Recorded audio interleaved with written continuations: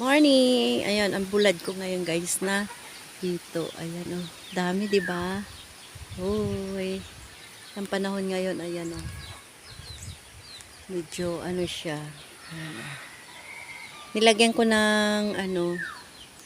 Ayan, dami siya, 'di ba, guys? Ayan, hinilira ko. Hihito.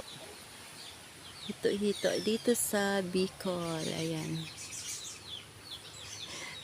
Mauti lang siya guys maglinis kasi tanggalan mo ng tinik tapos tanggalan mo siya ng ano ba yan ng bituka tapos yung binabad ko sa suka tapos asin tapos bitchin tapos paminta para hindi siya para masarap siya.